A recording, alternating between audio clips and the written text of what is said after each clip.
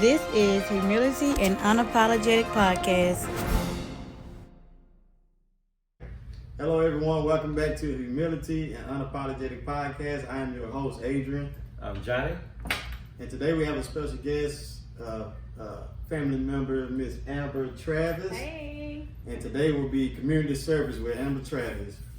And we're going to start off by asking Amber about her major, which happens to be broadcasting journalism. Yes. So how did you get into that? To be honest, when you're younger, you like, oh, I'm gonna be a nurse, I'm gonna be a doctor. So I was like, I'm gonna go to school to be a nurse. And then I got accepted into the physical therapy program with Pearl River. Okay. And then I was like, okay, president's list, first semester, okay. Second semester failed. I was like, dang. Yes, I was failing. I was studying for hours and hours and still failed the test. So, but I thought school was the way to go. So Right. I took career tests just to kind of see what it is that I like. Started taking communication classes and ended up graduating with a degree in broadcast journalism. Okay. Yeah, a lot of people don't know that. Yeah, that's interesting. It is. Yeah. Go from a nurse to a broadcast. Yeah, so I did like radio on campus, little reporting on the radio. Went to WDAM for a little while, and now doing something totally different. Yeah, totally different as Yes. in Grace Home of Heroes. Yes. So last June, I founded Grace's Home of Heroes, which is a nonprofit organization that caters to elderly veterans and their spouses. Wow. For assisted living. John Here's a veteran. Yeah, I'm U.S. He's not elderly though. Well, thank you for serving our Thank country. you. I'm glad that you helping out the vets out there that needs the help. Man. You get Yes. big ups for that. Yes, I appreciate that. thank you. I'm gonna have to bring you a shirt too. Cool. How about Adrian winning? I'm sorry. It's all good. But yeah, so I'll rock it next podcast. That's good. That's good. Yeah. So what led you to that? Well, I have 3 reasons behind my organization. My grandmother is one. I was raised by her, so like every day I was helping her, whether it was take a bath, take her to run errands, pay bills, things like that. My aunt, she contributed to me growing up because she babysat me as I was coming up, and then my grandfather, he's a veteran. So when my grandmother passed, I kind of felt like I lost my purpose in life. So after, I went through some things with that and prayed about it, like I feel like God revealed this to me. Because I was like, I just want to start a business to create generational wealth. But I was like, what am I going to do? Because I didn't have anything that I was just like really good at. But then when it comes to like how people or how my aunt took care of children, that's how I feel about elderly people. So that's when God revealed this to me, and I've just been working on it since. I stepped out on faith, quit my job prior to what I do now, and just started building my business. Like somebody like me, how would I get to donate to help you with your cause? So we have a couple of different streams of revenues. We have T-shirts that we sell to help support our veterans, or you can visit our website and donate that way. We also recently signed up through Smile Amazon, where you can choose our organization. So as you make purchases, we get a percentage of that as a donation. So we have a few different ways on our website that you can visit to see how you can help contribute to the organization. What's your website? It's www.graceshomeofheroes.com. Do people still put the www? Yeah, I do. Because I'm like, www. I'm still that dial-up thing on the yeah, I still Right. do www.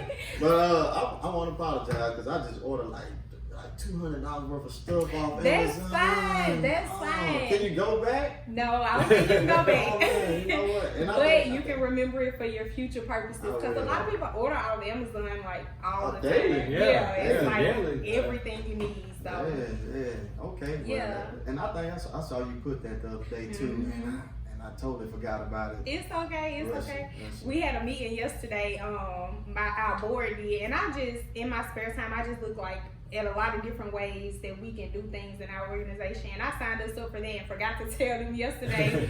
So one of my board members was like, don't forget about the Amazon. I was like, oh yeah, when y'all make purchases on Amazon, sign up. I'm the same way. So, and I was gonna say, because you have veterans. Yes. I see a lot of veterans, like homeless veterans, you know, on the side of the road. So, can they come to like y'all for assistance, help, anything like? So right now, our goal is to eventually create a home-like atmosphere for veterans, homeless or just your average veteran.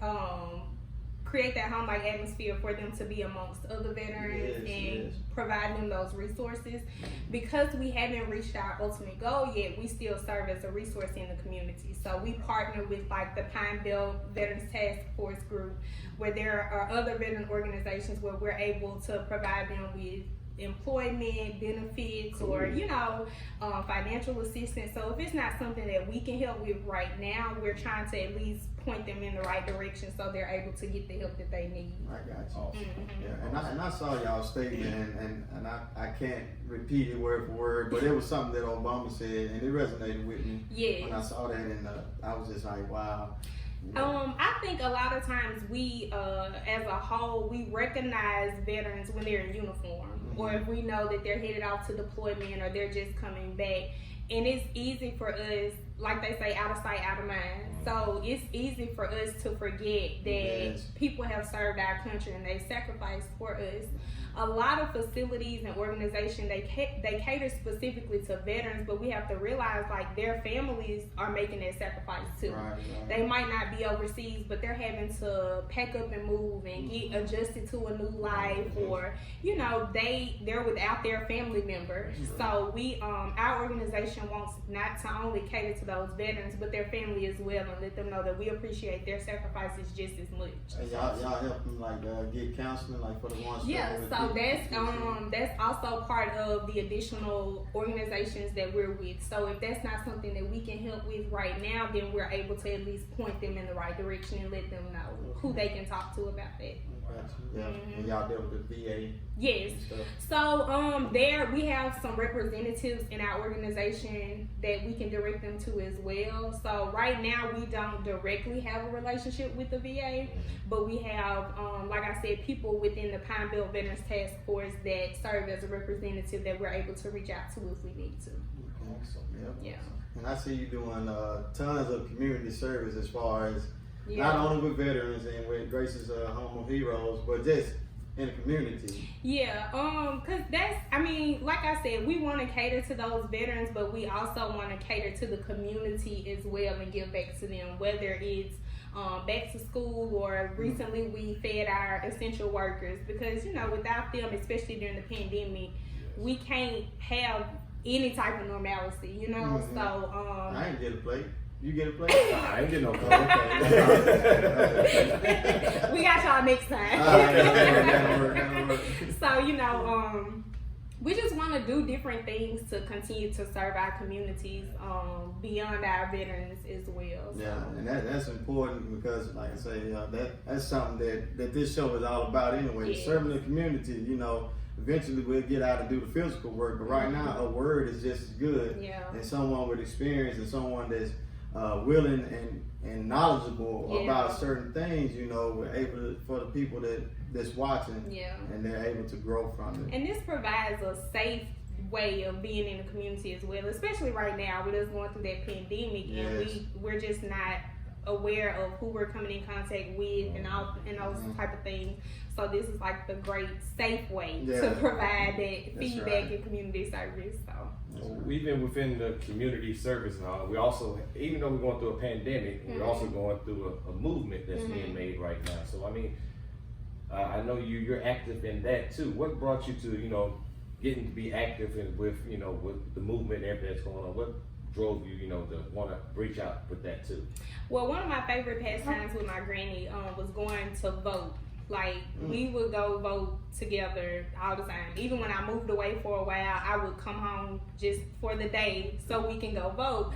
So I feel like if my grandmother, who was then 80-something, was getting out of the bed to go vote, like, what's stopping me? Right. And then to continue to encourage our younger people to vote, because one thing I realized with my grandmother, she did the best she could to inform me on stuff, but she taught me to vote locally, to put out local people in office, but I had to learn on my own that it goes beyond that. So she taught me about local elections and the presidential elections, but you also have to think about the people you vote in for congressmen and senates.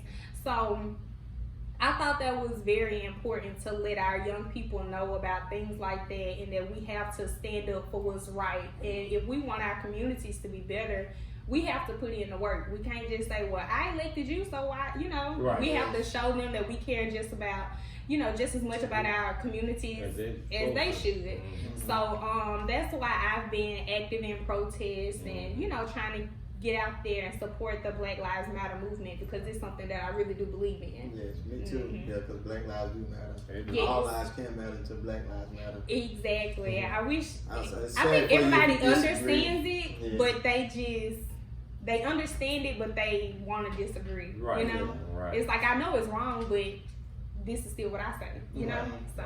Yeah. And growing up in Hattiesburg, have you noticed any change, like from the time when you was younger to now? Honestly, I was kind of sheltered, so I didn't really realize a lot of stuff. Like, I saw somebody post a status and ask what was their first racist encounter. I don't remember, because my grandma, she kept me in the house. And I might could go to a friend's house around the corner, but I had to come back before it got dark. So I really, honestly cannot remember like my first racist encounter. No, and it's like being an adult.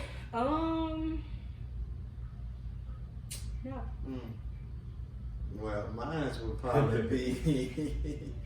I actually I experienced a lot of them as a child. One time we was at a fishing hole in Pelham, and some people rolled by with a certain flag on, and called us some N words. Yeah. But the one that stuck out with me and just made me like no fear towards anything, and just forever would just always stand up for something, regardless if it cost me my life or whatever. I'm willing to lay down my life for my people. One time I went to a basketball game. This was Memphis, and you said you don't know much about sports, but Derrick Rose, Derrick Rose, he played for Memphis. They came out, they played USM, and we got tickets from Mayor Johnny Dupree, and they were great seats because of course he's the mayor, so we had bench seats, and the stadium was packed because Derrick Rose and Cat, the Memphis team, they was a good team, possibly could win the national championship. So they brought in people from all over. And as we went to go and sit down, we sat down in the bench seats. Of course, at the time I had dreads and stuff like that, so they were like, supposed to be I here. guess, perceived notions that they already assumed, prejudice, prejudged us before they even got to know us. But anyway, we sat down, and the guy, he made his son switch seats with him, and he was just looking at me, and I could feel just his breath just on my neck, and I was like, and he was like, "You supposed to be sitting here?" And I was like, "Yeah, you supposed to be sitting here?" And he was like, "Security, can you check his tickets?" And they actually made us show him our tickets that we supposed to be sitting there. They was like, "Yeah." So he just he kind of like just scooted over, and I was like, "Really?" Yeah. Since then I kind of, I ain't got nothing for races. Yeah. And I ain't gonna say I like all race. I love my race. Because I'm supposed to. Yeah. But race, prejudice people. That's just I ain't got nothing for them. But that's just that. I know it's kind of off topic, but you touched the nerve when you said that. I honestly, now that I think about it, my first, and I don't know if you want to call it a racist encounter, but my first encounter with race was actually from Black people themselves, and it's because I was light skinned and I had the curly hair, so I can remember in elementary being called Michael Jackson. Because I had the light skin, and then they said I had the Jerry curls. So sometimes our first racist encounters are with our own race, or when people say, "Oh, you're cute for a dark skinned girl," or "Oh, she's a pretty light skinned girl." It's stuff like that stick in your mind. But unfortunately, those were some of my first encounters. It wasn't with somebody of the opposite race. So. Well, if you wanted to take it there, I remember a mechanic didn't put my motor in and almost and he was black. That was racist with him. But I understand what you're saying. Yeah, sometimes we don't look at it through that light. We always see it from, you know, as a black and white standpoint. But sometimes we can be harsher on ourselves, on our own people, than the other race. You know, I got a friend, and when he was telling us about like how he grew up in College, Mississippi, and he was talking about how a coach took him in that was white and kind of taught him how to be a man because his father wasn't there and stuff like that. And he was like, you know, I got more love for my coach than most black people. And you know, at the time I didn't understand that when he was saying it, but I get it now. You know what I mean? So What about as a veteran? Like, did you experience any racial encounters while in the military, especially in uniform? Well, oddly enough, you know, the group I was with, we worked on the flight deck, and we were white, black, we had Vietnamese, and we was all brothers. Because at that time, there was, you know, no females allowed on a United States carrier. It was all men. So and I didn't really experience it on the boat or with them. But when we would go overseas, like we went to England, I experienced it over there from the English white people and from some of the black who said they wasn't black, but they were darker than me. I'm not black, I'm English. Well, that's cool too. But you know, there was one white guy. He kind of let us have it in that cab. He told us about, you know, how we come over there. Y'all dark people come over here and you drink up all our liquor and all our women, and then you go back on your little boat and sail back off. Y'all take our little jigaboos on. I mean, he just let us have it in that cab. So we took the cab ride to where we supposed to get to, and then some little things were said that I'm not gonna say on camera. PG-13. Yeah. But we got some get back, you know. But actually in the service, and even when I got through with my active duty, and I did like 2 years in the reserves with the Army, and I was down there in Gulfport. We was at a Zaxby's, and I was getting ready to get something to eat. A little white dude, little white kid comes up to me like, "Thank you for your service," and just like grabbed my leg and hugged. I'm like, "I appreciate that, thank you." And his dad like, "Thank you, sir." And I'm like, "Wow, you know, that was cool." You know, I kind of blew me away because that was my first time experiencing that like that, especially from, you know, white. But I think racism is taught, and you have kids. I really believe kids don't see color until their parents bring it to their attention. So black or white. Yeah, black or white. Kids don't see color. You know, it's normal for us to all know our colors: orange, yellow, purple, green, whatever. But I don't think kids really see it as in you're a black man or you're a white man or a black or white woman until their parents bring it out and be like, okay, well, you don't want to talk to them or you don't want to do this. So I've experienced that. Yeah, so I like to see kids interact with other races, because that, to me, it shows, okay, maybe they're being taught the right thing at home, equality, and you know, but you just never know until you experience certain situations. So it was like when we first moved to Mississippi, because I came from Chicago. We finna start talking about age, but it was back in the 80s. And we moved, and the street was all white. So it was like one black family. It was right next door to us. So I'm from Chicago, and I see, you know, I come out there, and the little white dude cross the street, "Hey, what's your name?" And we start playing. So his dad comes out. He calls him, he goes inside, and he don't come back out. So I'm standing on my little driveway, like, you know, well, I guess he ain't come. So the next day, I see him, and he's on his driveway, and I go to walk across the street. I'm like, no. I said, "Look, I can't play with you." He said, my dad won't let me play with you. I'm like, "Why?" He was like, he don't like black people, but we can go down the street around the corner, and we can play. And that's what we would do. We would go, after that, we would get off the bus, wouldn't speak to him, we're on the bus chopping it up. We get off the bus, act like we don't know each other, go in, I get what I had to do, he get what he had to do, and then I'll get my bike, ride down the road, he'll meet me down the road, and then we played. I mean, and for me, coming from Chicago, that was a mind blower. I'm like, "Dad, what did I do wrong? Why his daddy don't like me?" He's like, "You in the South, son." That's why I left the South to go to the North, for a better opportunity, you know, and not be prejudiced or getting chased down the railroad tracks. My dad told me all types of horror stories coming from New Augusta, but that was like, you know, and that showed that, you know, his dad was teaching him that. Those are tough conversations that parents have to have with kids, but unfortunately, like I was saying earlier, I feel like right now we're going through 2 pandemics. You have COVID-19, and then you have your 2020 civil rights movement, and people have to inform their kids of what's going on in the world, you know, and things that they have to look for. So that's tough. Yeah. That's tough. As like an organizer of protests and marches and being, you know, an advocate for the Black Lives Matter movement, like defunding the police. I don't know if you follow Sean King on social media. I do. He's a real deep brother. Yeah. Right? And he has grass law root, something like that. So what are your thoughts like on defunding the police when you hear that term? So I was talking about this earlier. I was thinking about this last night, and then I came up on this article that I think her name is Sherry Dole, Jackie Dole, Cheryl's sister. Okay. She wrote an article, and she was just saying like how her sister was passionate about being a police, and then she went on to be a detective to help with like children and women that were involved in domestic violence. And I was like, wow, you know, like she was passionate about that, but she ended up getting shot. Right. So it's kind of like, to me, with defunding the police, it's like one bad apple spoils the bunch.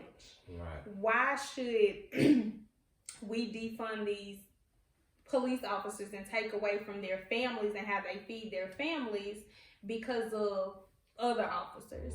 So I feel like there should be some type of nationwide policies in place that after so many complaints and after so many incidents that they're just eliminated. They should be fired. Yeah. Like with the officer who killed George Floyd, he had like numerous incidents. too many. Yeah. And he should have been eliminated from the force. He should have been eliminated from any type of security jobs or anything to where he could have had a gun. And he wasn't. And I just feel like, you know, these people, that's just like any career we choose. They chose to be police officers. Yeah. And you have some that are serving with integrity. Right. Excuse me, they're doing the right thing. So why take out of their kids' mouth or their family's mouth because you have few people that don't want to do right. So I don't support defunding the police because I feel like we still need officers in our communities. And we do have some that I say, you know, serve with integrity, but I feel like nationwide there should be policies that after one or two incidents, you're just eliminated from the force. Absolutely. You shouldn't be given the opportunity to hurt or potentially kill anyone. Right. Absolutely. And that's how I feel. Accountability. Yes. Is what it needs to be, because if you go to the doctor and somebody misdiagnosed you, you have the right to sue or whatever, or they'll lose their practice, their law. Right. I mean, not their law, but their rights. Their license to practice medicine, right? So I think it should be the same way for a police officer. If you abuse the badge one too many times, you should never be a police officer ever again, you know. And see, my dad always, when I was younger, used to always tell me, he used to always say accountability and responsibility. And he was like, look those words up. See, old school people, they used to like get the dictionary. There was no Google. You had to get the dictionary. So I used to read the definitions, but I never understood. And he was like, accountability and responsibility. And I was like, okay, whatever. And now that I'm older, I use those words more than anything because we have to be held accountable for our actions, good or bad. So those are two things that I kind of live by now, is you have to be held accountable for what you do and you have to be responsible in your actions because there are consequences. So, you know, that's, what about you guys? Like, how do y'all feel about defunding the police? I'm right there. Well, you go ahead, Johnny. Well, I mean, we do need them. But of course, I'm going a little further back. I remember one time when the police were very corrupt. I mean, they'd been corrupt for a long time, but you know, it was certain like the Black Panthers. Their original statement was to, you know, police their neighborhoods, to keep the police from, you know, hurting them, harming them, and then that went left field. Then we had the P-Stones, Blackstones. They were originally the Blackstone Rangers, which were set up to police the neighborhoods, to keep the police from, you know, doing or hurting somebody, or, you know, because back then it was going on, but it wasn't on camera. You know, everything was on camera. So I'm kind of split in the middle with that. And it is some good policemen out there. And I hate that them bad apples make them look, make them look bad. And I really do feel like we need something to police the police, and maybe not necessarily people, but as we were speaking earlier, get some firm laws. And I'm so strict with the firm law. I'm one time. Yeah. You can't do something to somebody. Okay, this time you're gonna one time it's it. You know, if you enforce that, then I believe that'll make things better. So. Because with policing, I feel like it's a right and wrong. Like a lot of people, the additional officers that were charged, that were standing by, a lot of people are like, oh, but they were in training. Okay, but you still know. Yeah. Like you could have been like, whoa, he on his stomach, he's handcuffed, he can't breathe, like get off his neck. And he telling you. Yeah, you know, it's things like that where I feel like if it's common sense, then no, you shouldn't be allowed to pass. Right. But then there are some instances where you should say, okay, this is what you did, this is how we're going to correct it, we're going to give you one more chance. Well, speaking of an instance, and this is a great one, it recently in Petal, we had the lady that laying down in the middle of the road.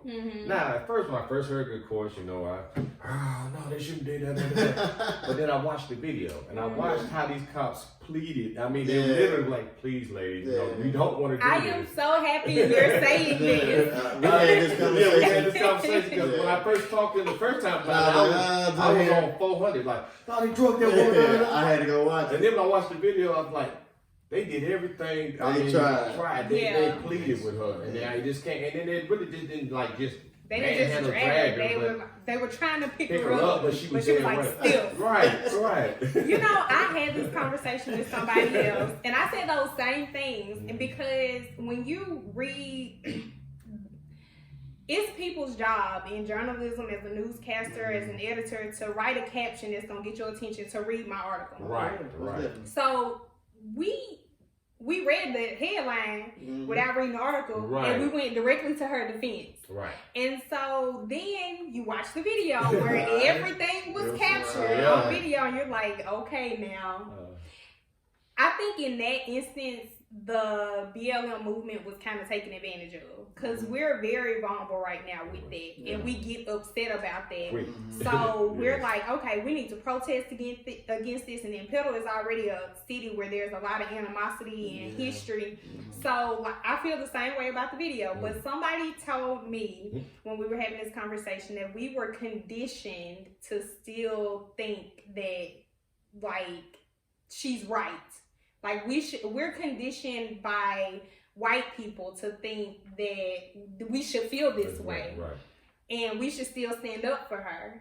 But it goes back to accountability and responsibility. Like if you couldn't walk on the sidewalk, you could have done something else, whether it was take another route or find a ride.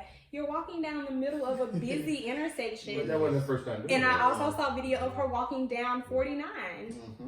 That's dangerous. Now just think if the police would have said, all right, we're going to leave her there. And somebody would have turned around and hit her, God forbid, they still would have got in trouble. Because they would have been like, oh, they let a black lady get killed. But one of the officers was black. Yes, and she was like, I fought for you. And I just thought that was that wasn't the best example for our young people. You know, she shouldn't have did that. Yeah, it's like another video clip that circulated, was circulating a few weeks back, with a woman and her teenage daughter. When the pregnant woman got out the van and had the gun and was like, get back. Like all you saw at first was the lady, and the lady, she's like, she's pointing the gun at me. She's pointing the gun at me. She's like, y'all get back. And then they end up arresting the people. But then when you saw the whole spectrum, the whole video. See, I didn't see the whole video. Yeah, they instigated it. The mother and the daughter instigated it. And the woman was like, they was just like, well, we just finna leave. And they was like, y'all ain't leaving nowhere. Y'all almost hit us. And they was like jumping and like in the back of the van and try to keep them from leaving. And they was like, oh. Then they started playing victim. But at first they wanted to fight. You know, she jumped out with the gun. So saying that to say this, they can say what they want about being programmed, but it comes down to right and wrong. And you know what your eyes see. If you was a white person and you saw that police officer with his knee on George Floyd, that's why so many white people protested. Because it was just wrong. It was wrong. You know what I mean? When the lady was in the street in Petal, she could have did things different. She was in the wrong. You know what I mean? Okay, I understand you trying to make a statement. You made it. They asked you politely, get up. You got your Black Lives Matter on. We're hearing them plead with her. Please. We don't want to have to do these. Yeah, but somebody, the same person that I was having this conversation with, said that was her way of bringing awareness to the sidewalk needing to be fixed. Well, that's so true now too. everybody knows that the sidewalk needs to be fixed. Well, mission accomplished. But we also know that these things don't happen overnight. These, you know, unfortunately, we can, and I say this even about our president. He's the face. President? Okay. No, I'm just kidding. You know what I mean? We have to realize that he's the representative for the country, but decisions that are made have to still be voted on. Yeah, and although I don't mean to cut you off, but I'm glad you said that because that I was gonna bring that up. Like 2020 made me realize that. Yeah. I've always kind of been into politics, and you know, like that president there, like when Bush was in there, and I was like, he ain't doing this, but he doing that. Yeah, but it gotta go through the House and the Senate. And see, that goes back to we aren't educated. Right, we have to vote these people in. Yeah. Like they're the ones that are influencing what he's saying. So we have to vote on them. So although, and by no means am I taking up for the guy who represents Pelham, but although those concerns may have been addressed, it still has to go through his board of aldermen, and they have to put that in their budget and get it taken care of. So although she may have called several times, it's still not something that's gonna happen overnight. Right. And from reading the article, I think one of the guys told her, like, let me know when you walking down the street and we can try to get you where you need to go. Or we can there were other avenues that could have been taken. Absolutely. And one guy, he was supporting the protest that was happening after that happened, and I asked him, I said, did you watch the video? He was like, no. You gotta know what's going on. Like, you can't support something and not know what's going on. So I sent him the videos on Facebook. He never did watch them. But I still did my part in letting him know, because it's three sides to every story. Your side, my side, and the truth. No doubt. And that video showed everything that just about happened, and she could have done differently. She could have. So. Hello everyone, this is your host Adrian telling you to stay tuned. Part 2 is on the way. This is a to be continued episode now with Amber Travis and John Henry. So make sure you hit the like, subscribe, and comment, because we got more great things this week on discuss. But oh yeah, if you're looking for some custom gear, hit up my cousin Angelique at Super Duper Customs for dope hoodies, jeans, whatever, shoes, whatever. Support, support, support. Till next time, peace.